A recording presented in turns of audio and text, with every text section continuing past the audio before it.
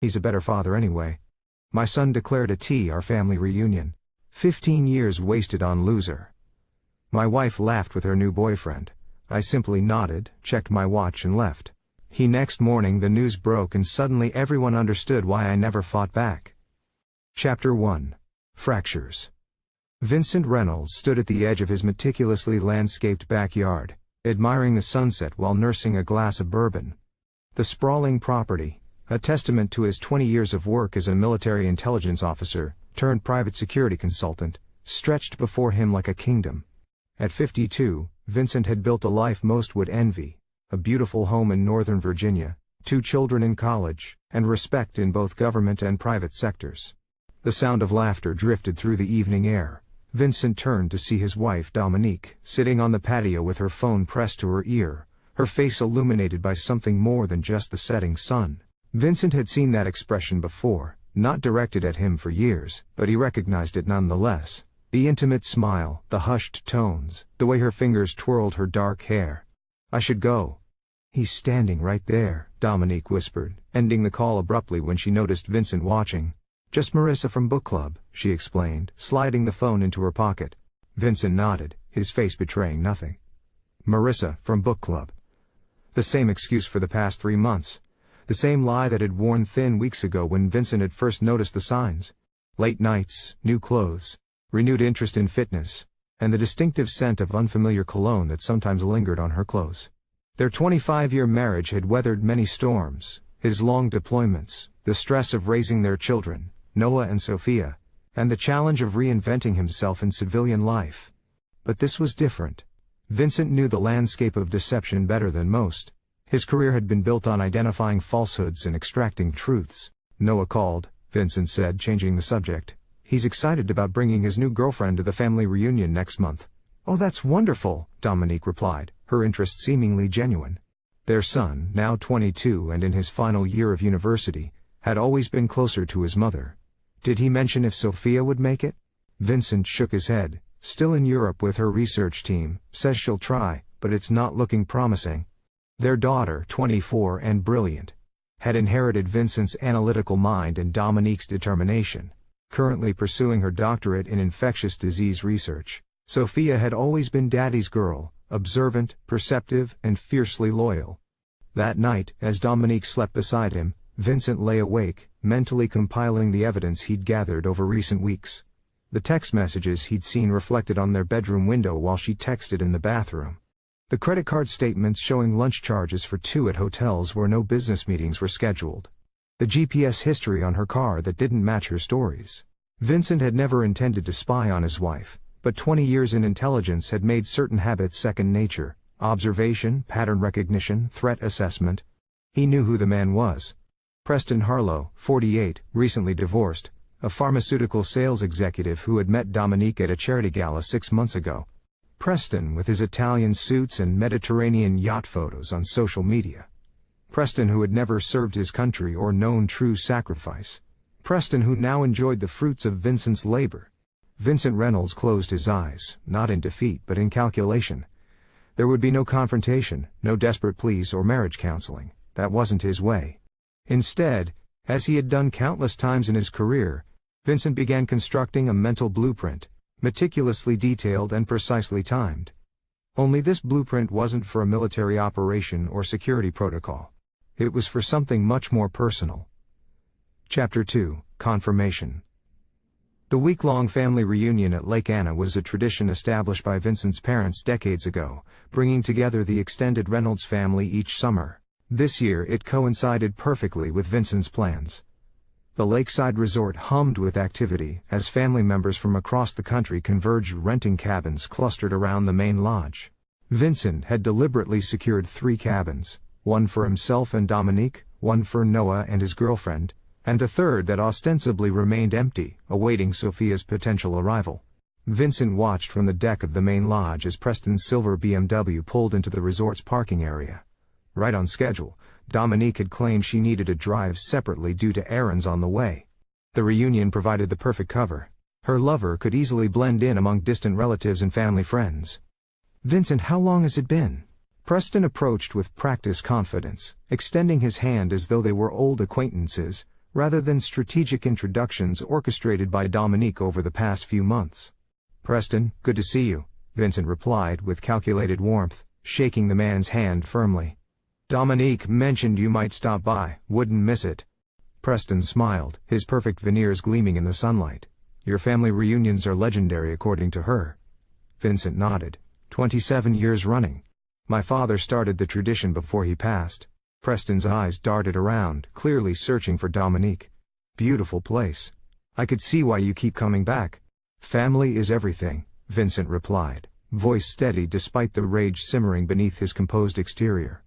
The day progressed with forced pleasantries, Vincent maintaining his role as gracious host, while observing every interaction between his wife and her lover.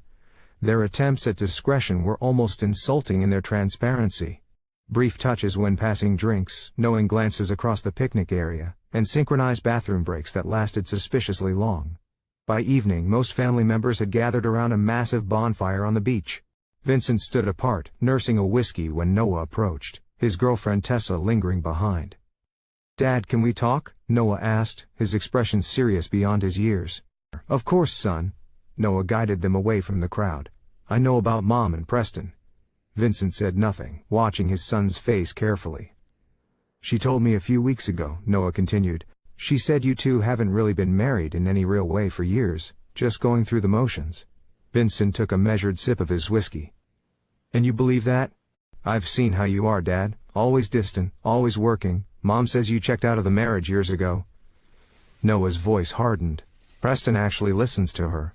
He makes her happy." Vincent absorbed the blow without flinching. "I see. I wanted you to know that I know, and that it's okay if you guys split up. People grow apart." Noah shifted uncomfortably. "Preston's actually pretty cool. He's already offered to help me get an internship at his company." Vincent nodded slowly. "That's generous of him." "Yeah, well," Noah shrugged, looking away.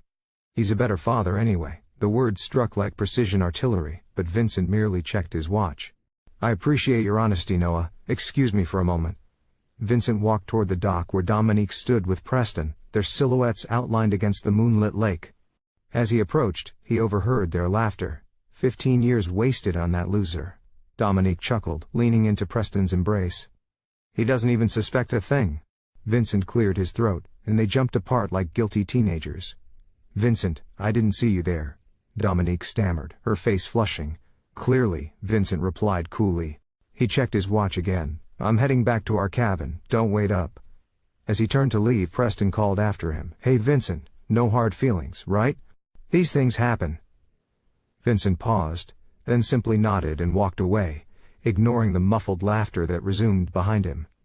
Instead of returning to the cabin, he walked to his SUV and drove away from the resort, his phone already connecting to a secure call.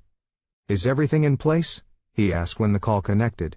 "Yes, sir," replied the voice on the other end. "All systems are ready. Activation on your command. Good.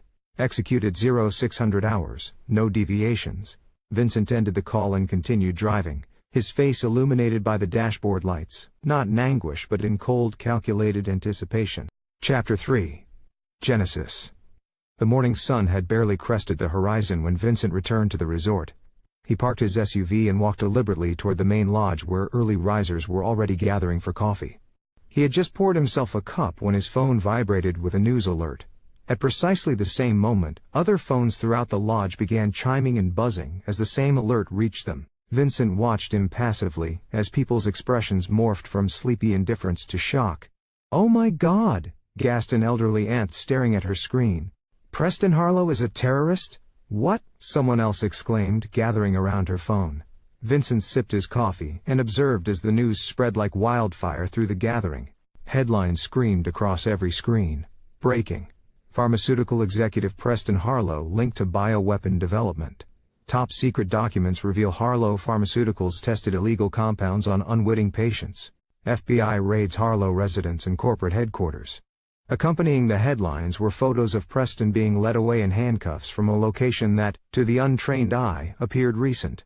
In reality, Vincent knew these were carefully doctored images, created by former colleagues still indebted to him. Dominique burst into the lodge, her face ashen. "Have you seen the news? This can't be real." Vincent regarded her calmly. "Shocking, isn't it?" But it's impossible. I know Preston. He wouldn't. She stopped abruptly, realizing her mistake. Know him well, do you? Vincent asked, his voice eerily gentle. Before she could respond, federal agents flooded into the lodge, their FBI jackets unmistakable. Leading them was Special Agent Derek Walsh, a man who owed his career and his life to Vincent, after classified operation in Kandahar 12 years earlier. "Preston Harlow," Walsh called out, scanning the room. All eyes turned to the entrance where Preston stood frozen, having just arrived from his cabin, his face drained of color as he registered the agents and the situation unfolding.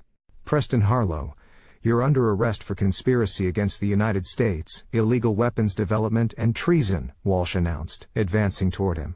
"This is insane. I've done nothing wrong," Preston protested as agents surrounded him.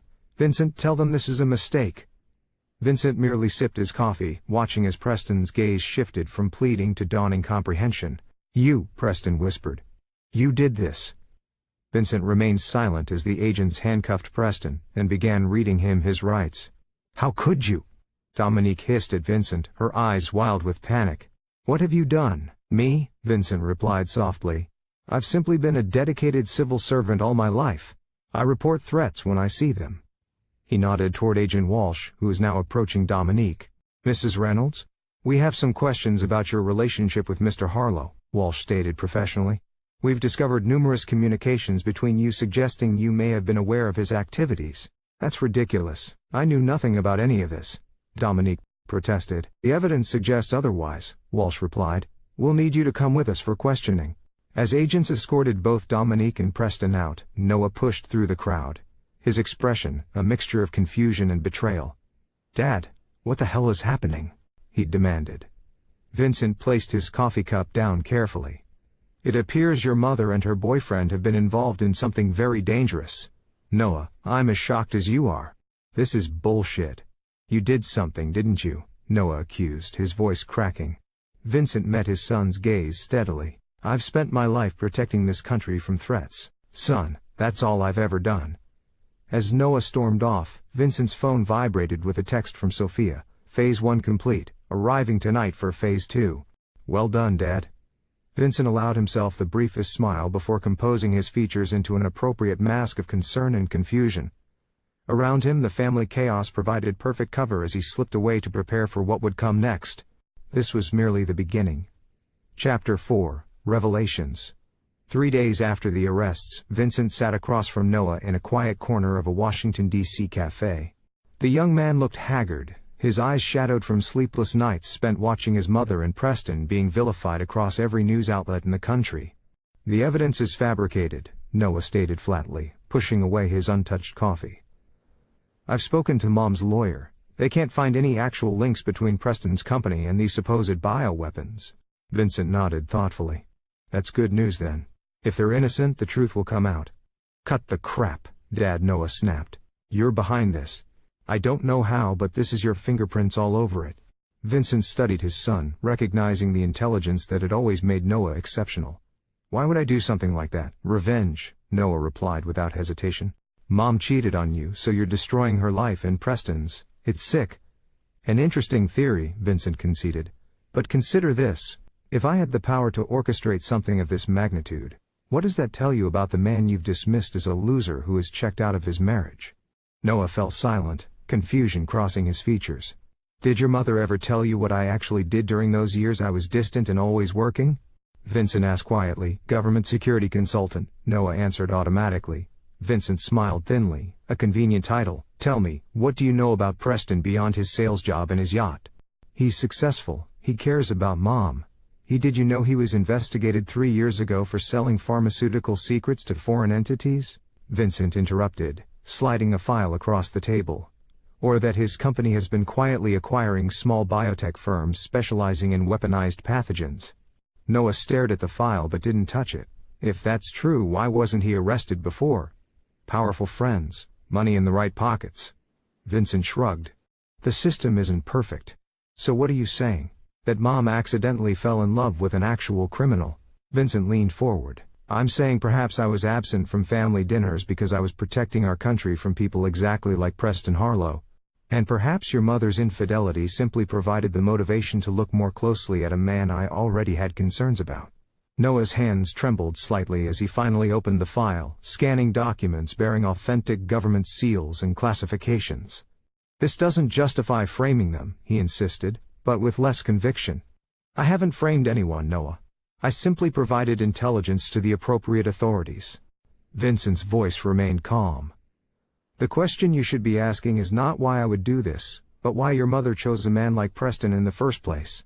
Noah looked up sharply. What does that mean? Did you know your mother met Preston 3 years ago, not 6 months ago as she claimed? Vincent produced another document, a surveillance photo dated well before Dominique's supposed first meeting with Preston. Whether she's visited his private account in the Cayman Islands twice in the past year. That's not, she wouldn't, Noah stammered. The internship he offered you, Vincent continued relentlessly. The position reports directly to a research division currently under investigation by 3 separate agencies. Noah pushed back from the table, his face pale. I don't believe you. You don't have to, Vincent replied, gathering the documents. But you might want to reconsider who the villain is in this story. As Noah stormed out of the cafe, Vincent's phone rang. The caller ID showed Sophia. He's struggling with it, Vincent reported when he answered. As expected, Sophia replied. The Swiss account transfers are complete. Are you sure about the next step? It's extreme even for them. They chose their path. Vincent stated, his voice hardening, and Noah made his choice clear at the reunion. He's just a kid, Dad. He didn't understand. He's 22, Sophia. Old enough to publicly declare another man a better father while knowing what her mother was doing. Vincent's tone brooked no argument. Actions have consequences. After ending the call, Vincent walked to his car where Derek Walsh waited. The federal charges won't stick, Walsh warned without preamble. My superiors are already questioning the evidence. They don't need to stick, Vincent replied, sliding into the passenger seat. They just needed to exist long enough to trigger the international attention. Walsh nodded grimly. Interpol has issued their own warrants based on European distribution channels linked to Harlow. That's beyond my jurisdiction and my help. I never expected the American charges to be the end of it, Vincent assured him. Just the beginning. How's the surveillance on Noah in place? He's angry, confused, made 3 calls to your wife's attorney after leaving you. Walsh hesitated. Are you sure about bringing him into this? He's your son. Vincent stared out the window at the Capitol dome gleaming in the distance. My son died at that reunion when he chose them over the truth. What remains is a pawn in a larger game. Walsh shook his head slightly, but said nothing more as they drove toward Vincent's next appointment. With a Russian intelligence officer who had requested this meeting through old back channels, the game was expanding precisely as Vincent had designed it to. Chapter 5. Acceleration. The exclusive private club in Georgetown provided perfect cover for Vincent's meeting with Alexei Petrov, a mid-level SVR officer operating under diplomatic cover at the Russian embassy. They sat in a wood-paneled alcove, classical music masking their conversation from potential eavesdroppers. Your wife and her lover have created quite the international incident, Alexei remarked, sipping his vodka. Moscow is particularly interested in the Novichok derivative formulas allegedly found on Harlow's servers. Imagine that, Vincent replied neutrally. Alexei smiled thinly. We both know those formulas were planted. The question is, by whom? You or someone using you? Does it matter? The evidence exists, and multiple intelligence agencies are now investigating connections that weren't on their radar before. It matters to those of us trying to determine if this is personal revenge, or something more geopolitically motivated. Alexei studied Vincent carefully. Your daughter's research in Europe, so close to our Ukrainian operations, has not gone unnoticed. Vincent's expression didn't change, though internally, he noted that Sophia's cover was holding perfectly. My daughter is a medical researcher, nothing more. Of course, Alexei conceded with obvious disbelief. Just as you're merely a retired security consultant, tell me, does Noah understand the role he's playing in your chess match? The mention of his son's name from the Russian's lips sent a cold surge through Vincent, though he betrayed nothing. I wasn't aware he was playing any role. No. Alexei produced a phone showing surveillance photos. Noah entering the Russian consulate in Boston 2 hours earlier. It seems he's shopping quite an interesting story to anyone who'll listen. Claims his father has fabricated evidence against his mother and her lover. Wants help proving it. Vincent absorbed this information with practiced calm. The desperate actions of a confused young man. Perhaps, Alexei agreed, or the opening moves of a counterplay you didn't anticipate. We're considering hearing him out. I wouldn't recommend that, Vincent said softly, the subtle threat hanging in the air between them. Alexei chuckled. Always the protective father despite everything. Don't worry, Vincent. We didn't let him in, but others might. The Chinese perhaps, or the Iranians. Your son is broadcasting his willingness to provide information on a decorated American intelligence operative in exchange for help exonerating his mother. That makes him valuable and dangerous, Vincent added. Indeed, Alexei finished his drink. Dominique has been moved to a secure facility pending additional questioning. Diplomatic pressure from 3 countries has escalated her case beyond standard channels. This was news to Vincent. Which countries? Germany, France, and surprisingly, Japan. All places where Harlow Pharmaceuticals has subsidiaries currently under inspection. Alexei stood to leave. Whatever game you're playing, Vincent, it has expanded beyond your control. That's usually when mistakes happen. After Alexei departed, Vincent sat alone processing this development. Noah's betrayal cut deeper than expected, but it also presented an opportunity to accelerate the timetable. Vincent placed a call to a secure line. Change of plans. Activate Protocol Judas immediately. Across town, Sophia Reynolds received the message while monitoring communication from a safe house established weeks earlier. Unlike her brother, Sophia had never been fooled by her mother's facade. Growing up watching Dominique manipulate her father had forged Sophia's unwavering loyalty, and her willingness to participate in Vincent's intricate revenge plan. Sophia initiated a sequence of encrypted commands that would trigger digital tripwires planted throughout Dominique's and Preston's digital lives. Within hours, every dark secret they had tried to bury would begin surfacing in carefully orchestrated revelations. Meanwhile, Noah paced his hotel room, furious after being turned away from the Russian consulate. His phone rang a blocked number. "Hello," he answered cautiously. "Noah Reynolds," an accented voice inquired. "This is a friend. I understand you're looking for help regarding your mother's situation." "Who is this?" "Someone who shares your concern about the evidence against Preston Harlow and Dominique Reynolds. Perhaps we could meet." Noah hesitated only briefly before agreeing to the meeting, unaware that the call originated from a team operating under Vincent's direct control. The trap was set. That evening, as news broke of additional evidence linking Preston to biological weapons research in North Korea, Vincent sat in his study reviewing the final stages of his plan. On his desk lay photographs, not of Dominique or Preston, but of his children. Noah, as a boy, looking up at Vincent with adoration. Sophia graduating with honors. A family that once seemed perfect. For a brief moment, Vincent allowed himself to feel the weight of what was being lost in his pursuit of justice. Then he thought of the family reunion, of the public humiliation of 15 years being dismissed as wasted on a loser, and his resolve hardened once more. By tomorrow, there would be no turning back for any of them. Chapter 6, Escalation. The abandoned warehouse on the outskirts of Baltimore had once housed medical supplies, an ironic setting for Noah's meeting with the mysterious contact who had promised evidence exonerating his mother. He arrived early, scanning the cavernous space with growing unease. "Hello." His voice echoed through the emptiness. "Is anyone here?" Footsteps sounded behind him. Noah turned to see a man emerge from the shadows, mid-30s, military-bearing, carrying a leather briefcase. "Mr. Reynolds," the man greeted him. "Thank you for coming."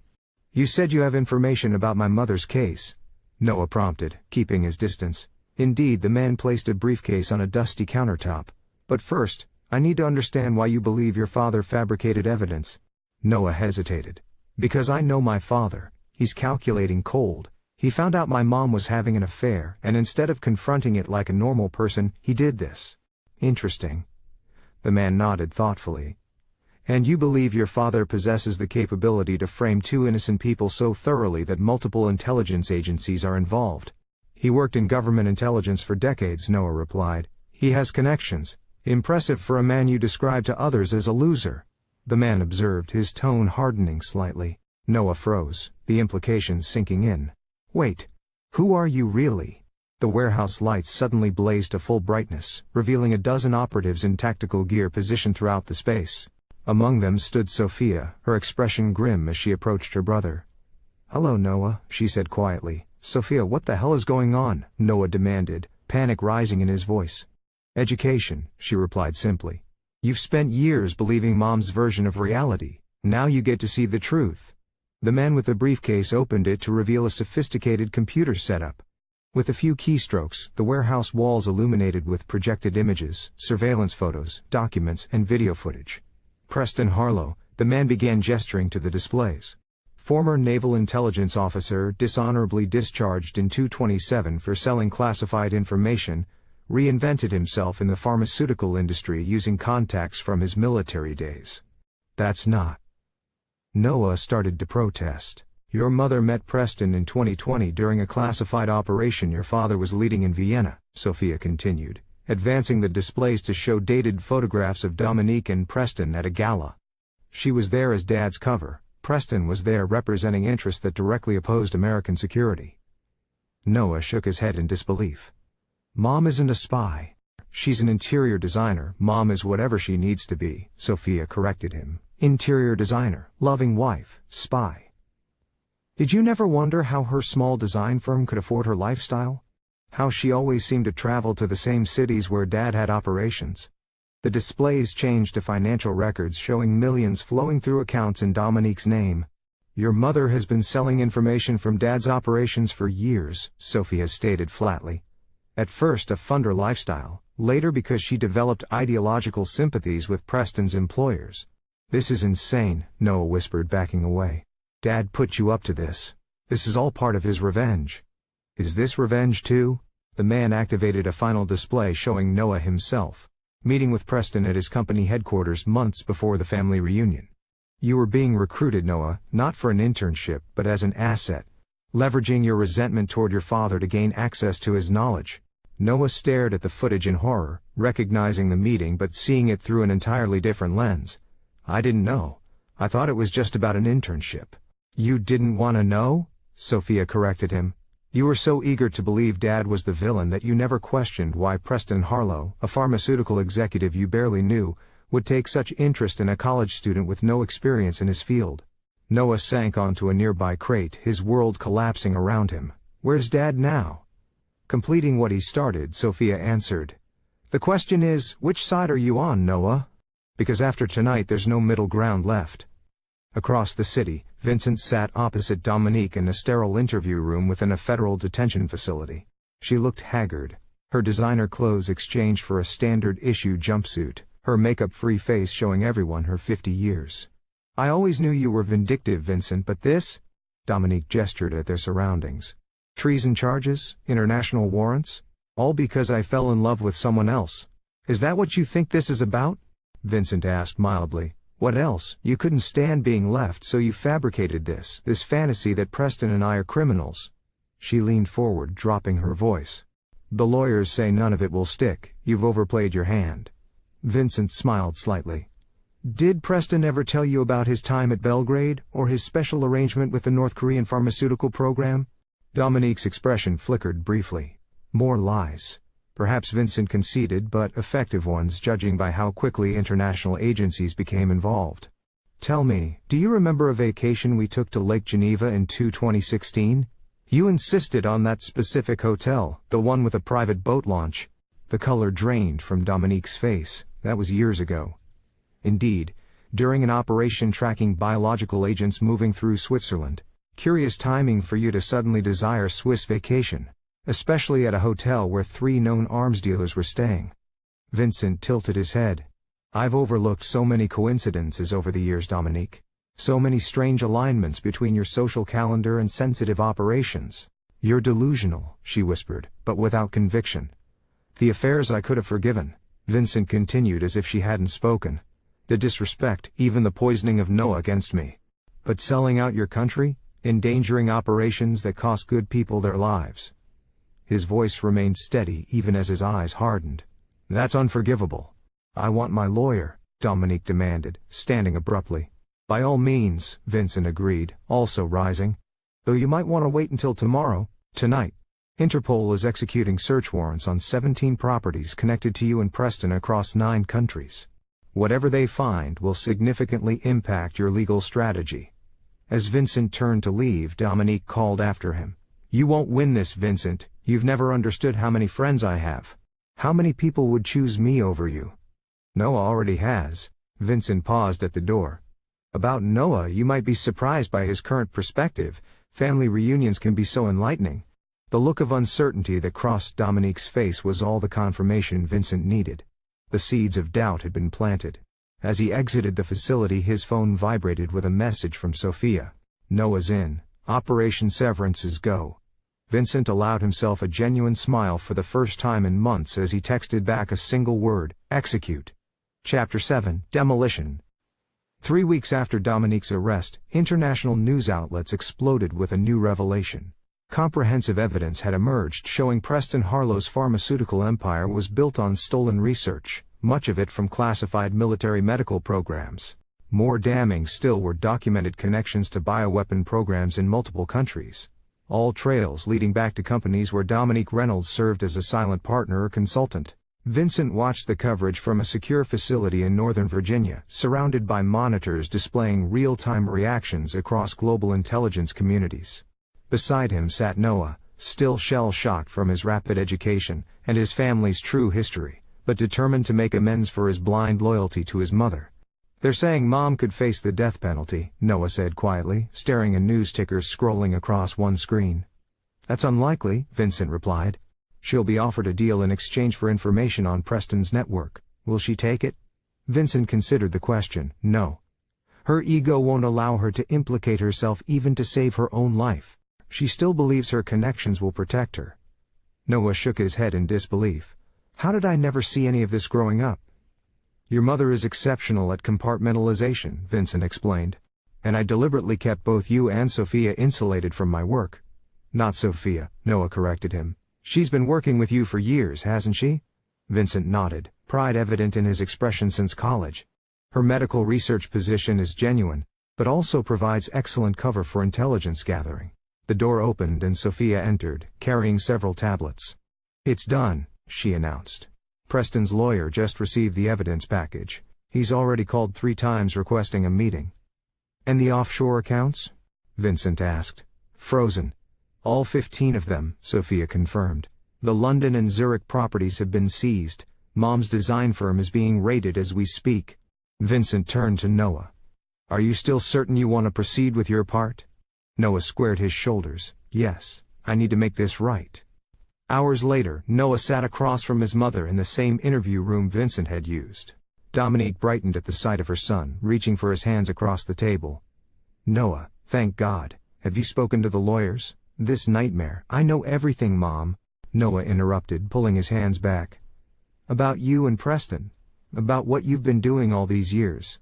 Dominique's expression hardened. "Your father got to you." "No, Mom, the truth got to me." Noah placed a document on the table, a sworn affidavit. "I'm testifying against you and Preston about the meetings, the recruitment attempts, everything." "You can't be serious, Dominiquist.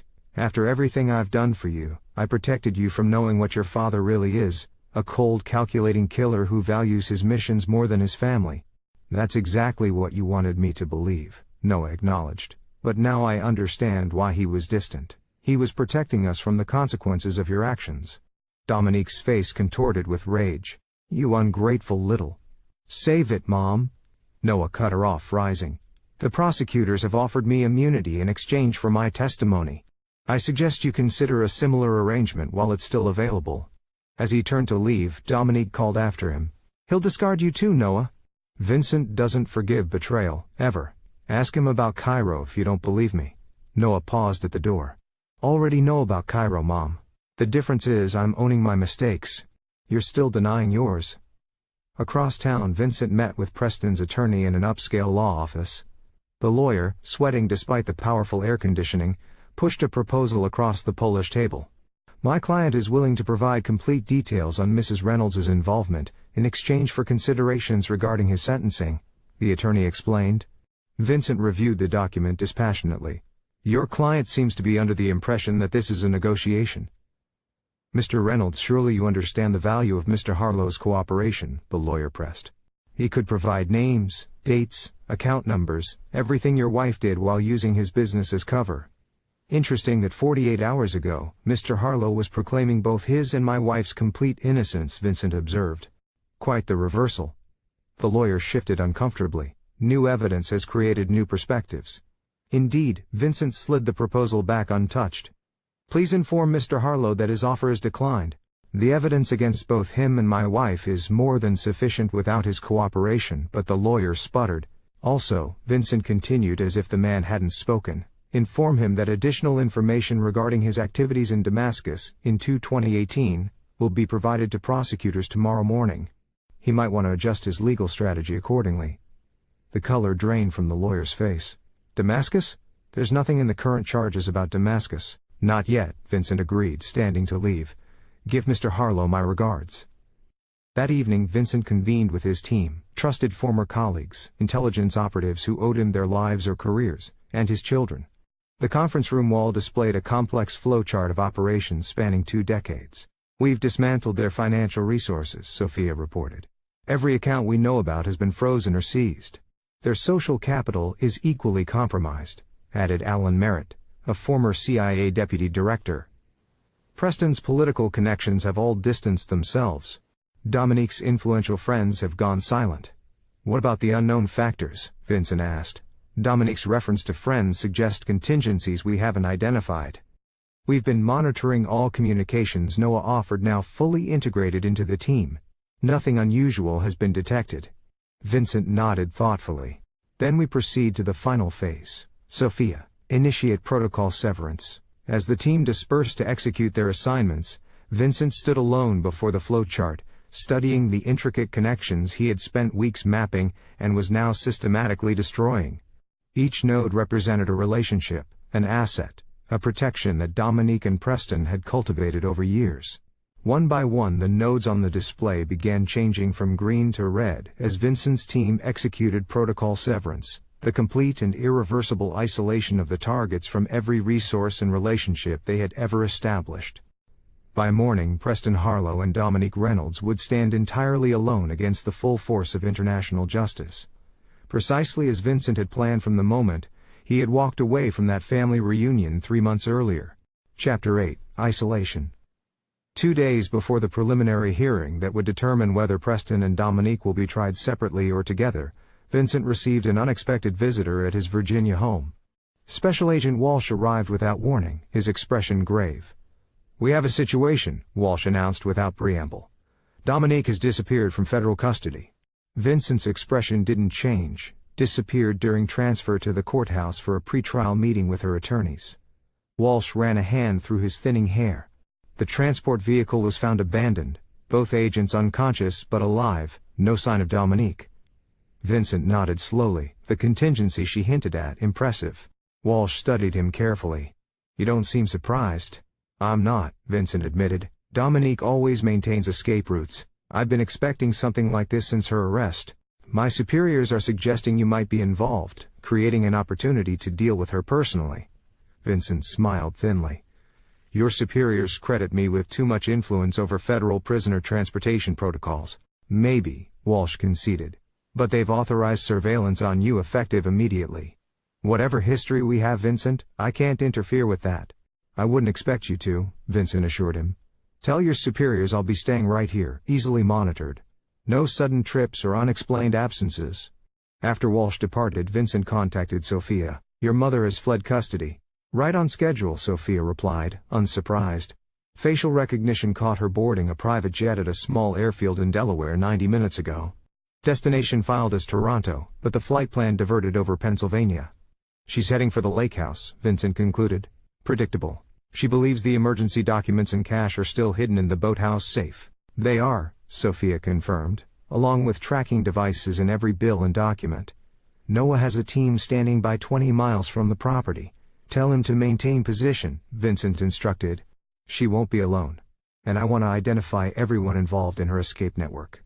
For the next 18 hours, Vincent performed the role of concerned, bewildered husband perfectly.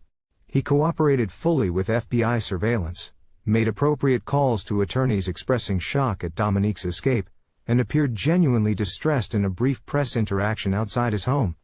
Meanwhile, Sophia and Noah monitored Dominique's movement from their operations center. Their mother had indeed gone directly to the family-secluded lake house in upstate New York. accompanied by two men identified as private military contractors with ties to Preston's overseas operations. She accessed the safe 30 minutes ago, Noah reported. GPS trackers show movement north toward the Canadian border. And Preston? Vincent asked, speaking via encrypted line from his study, while FBI agents monitored the exterior of his home. Still in custody, but his attorney has filed emergency motions claiming the evidence against him is inadmissible due to your personal involvement in the investigation, Sophia answered. The judge has scheduled a hearing for tomorrow morning. Vincent considered this information. Preston is a distraction. Your mother is the priority now. She'll attempt to cross at a minor checkpoint using credentials from a safe. We've alerted customs discreetly, Noah confirmed. They'll delay but not detain her. Enough to allow our team to intercept before she realizes it's a trap. Good, Vincent approved. I'll join you once she's secured. The surveillance on me will ease once they believe she's fled the country. 12 hours later, Dominique Reynolds sat in a Spartan room within a hunting lodge deep in the Adirondack Mountains. Her escape had proceeded flawlessly until the border crossing, where unexpected delays had forced her to divert to a secondary route. There, her security team had been efficiently neutralized by operatives she never saw, and she had found herself transported to this isolated location. The door opened, and Vincent entered alone. I should have known, Dominique said bitterly. Was there ever really an escape, or was it all your orchestration? The escape was genuine, Vincent replied, taking a seat across from her. Your connections are impressive, or were until recently. What happens now? You turn me over to the authorities to face a show trial based on evidence you fabricated? Vincent shook his head. Nothing I presented was fabricated, Dominique. Manipulated and strategically revealed, yes. But every document, every photograph, every financial record is authentic. Dominique's composure faltered slightly. You can't prove intent. I don't need to. The evidence speaks for itself. Vincent leaned forward. But we're not here to discuss your legal predicament. We're here to discuss Noah. Noah, uncertainty crossed Dominique's features. What about him? He's made his choice to testify against you, which places him a considerable risk from your remaining allies. Vincent's voice hardened. I want the names of everyone in your network who might consider him a liability. Dominique laughed incredulously. You expect me to help you protect the son who betrayed me? I expect you to do one decent thing as his mother, Vincent replied evenly. But I'm prepared for your refusal. He placed a tablet on the table, displaying a video feed of Preston Harlow in his cell sleeping fitfully. What is this? Dominique asked confused. Preston's cell is currently pumping in a colorless, odorless compound derived from one of his own company's experimental formulas, Vincent explained clinically. At his current exposure level, he'll experience progressive neurological deterioration over approximately 6 weeks. Symptoms begin with tremors, advance to memory loss, and culminate in complete cognitive collapse. Horror dawned on Dominique's face. You're poisoning him. I'm demonstrating consequences. Vincent corrected her. The compound can be neutralized completely if administered within the next 4 hours. After that, the damage becomes irreversible. You're bluffing, Dominique challenged. You don't have access to his cell ventilation system. Vincent simply raised an eyebrow. The same way I didn't have the capability to frame 2 innocent people for international crimes. Dominique stared at the screen, watching Preston twitch in his sleep. The first subtle sign of the compound taking effect. The names Dominique Vincent prompted every contact who might target Noah. In exchange, Preston receives the antidote. And if I refuse, then I return you to federal custody, and nature takes its course with Preston.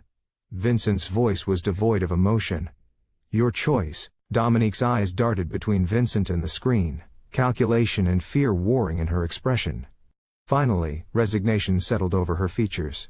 There's a ledger, she said quietly. Hidden compartment in my desk at the design firm. Names, contacts, payment records, everything. Vincent nodded. Sophia will verify that information immediately. If it's accurate and complete, Preston receives treatment for an unexpected reaction to his Medicat ion. If not, he let the implication hang in the air. You become a monster, Vincent, Dominique whispered. No. Vincent corrected her, standing to leave. I've simply become what you always accused me of being. The man who puts objectives above sentimentality. The irony is I learned it from you. As he exited, Dominique called after him. What happens to me now? Vincent paused in the doorway. You'll face trial for everything you've done, but Noah will be safe. The only gift I have left to give the son who called me a loser. The door closed with finality, leaving Dominique alone with the consequences of 15 years of deception. Chapter 9. Terminus. 6 months after Dominique's recapture, Vincent sat alone on the deck of a modest cabin overlooking the Pacific Ocean. The property, registered under a name unknown to anyone from his former life, represented his final severance from the past. Behind him, the cabin door opened as Noah emerged with 2 cups of coffee. "Court TV says the jury's been deliberating for 3 days, Noah reported, handing his father a steaming mug. "Analysts are split on which way they'll go." Vincent nodded, unsurprised. "Your mother's defense team mounted an impressive case. The manipulated by love narrative plays well with certain jurors." "Do you think she'll be acquitted?" Noah asked, taking a seat beside his father. "No," Vincent replied with certainty. "The evidence is too comprehensive, your testimony too damaging. But she'll likely receive a lesser sentence than Preston." Preston Harlow had already been convicted on multiple counts of espionage, sentenced to life without parole at a maximum security federal penitentiary. His mysterious neurological episode during pretrial detention had left him with persistent tremors and memory lapses that humanized him to the jury, precisely as Vincent had calculated when ordering the antidote administered at the last possible moment. "I spoke with Sophia this morning. Noah mentioned her cover in Europe has been officially restored.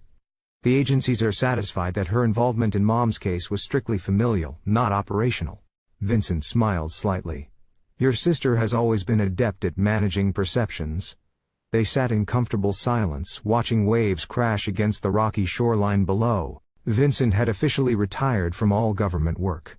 His security clearances voluntarily surrendered. Noah had withdrawn from his university program, instead pursuing specialized training with former colleagues of his father, men and women who recognized the young man's potential and his need for redemption. "Do you ever regret how far it went?" Noah asked suddenly. "The international warrants, Preston's condition, all of it." Vincent considered the question carefully. "Regret suggests I would choose differently given another opportunity. I wouldn't, not even for my sake. I was collateral damage in your war against Mom. You were a casualty of your mother's decisions long before mine." Vincent corrected him gently. "She poisoned you against me for years, Noah. The reunion simply forced me to acknowledge how successful she'd been." Noah winced at the memory of his cruel words. "I'm sorry for what I said that night about Preston being a better father."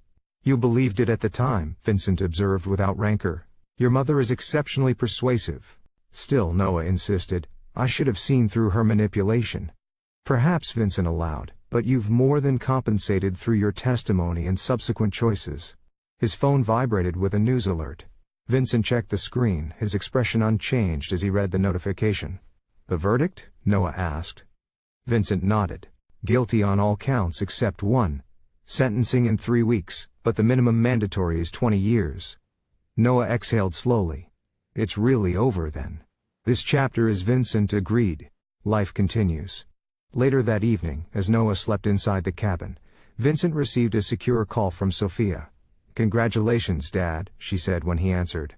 "Justice served at considerable cost," Vincent noted. "But worth it?" Sophia asked, knowing her father well enough to understand his calculus. Vincent gazed out of the moonlight, reflecting off the Pacific. "They took 15 years from me, Sophia. 15 years of lies, manipulation, and betrayal. They mocked me publicly, turned my son against me, and compromised operations that cost lives.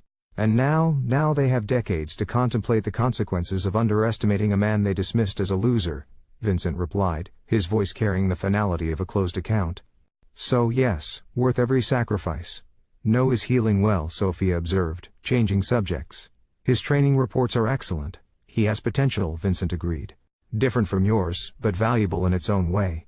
"Will you tell him about the new assignment, the consultancy?" Vincent smiled slightly. "When he's ready, some talents shouldn't be wasted in retirement." After ending the call, Vincent remained on the deck until dawn, watching the inexorable rhythm of waves against stone. Nature's patient demonstration that even the hardest surfaces yield eventually to persistent force. Inside the cabin, secure files waited with details of emerging threats and requested assistance from agencies that valued Vincent's particular skills. His official retirement had never been intended as an ending, merely a transformation. The man who had been publicly humiliated at a family reunion, who had nodded and checked his watch and walked away rather than causing a scene, had not been demonstrating weakness. He had been exercising the patience of a master strategist who understood that true victory required not emotional outbursts, but calculated, relentless execution. As the first light of morning touched the horizon, Vincent Reynolds opened the file and began planning his next moves. The world had not become safer during his brief retirement. There were still threats to address, still justice to dispense, and Vincent, freed from the burden of pretending to be less than he was, had never been more dangerous. Thanks for watching, take care, good luck. After listening to today's story, perhaps it has raised some new questions in your mind, or maybe it has brought back some old memories. Every day on Reddit, new experiences and moments create fresh stories, and they connect all of us. Everyone has their own unique journey in life, and we all try to understand the world in our own way. These kinds of moments remind us that we are all human, sometimes happy, sometimes sad, and always learning something new. If you enjoyed this story, feel free to share it with your friends. Your thoughts and feedback are always valuable to us, as they motivate us to create even better content. Every story has its own unique angle, and our goal is to understand everyone's perspective and make our content diverse and relatable. Stories like these help us realize that life's journey is different for everyone, and by hearing other stories, we learn something new. You can also share your own stories with us.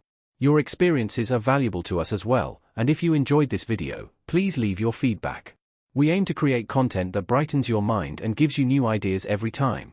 If you've already seen this video before, your feedback is still important.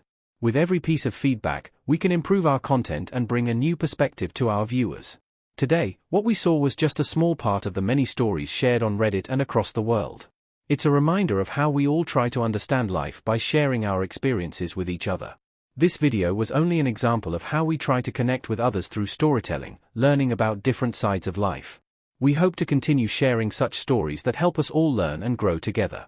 Thank you for your time, and don't forget to keep an eye out for more stories coming soon. If you haven't already, please like and follow for more amazing content. Your support keeps us going, and we will strive to bring you more thought-provoking and heartwarming stories. Until next time, take care and stay curious. *.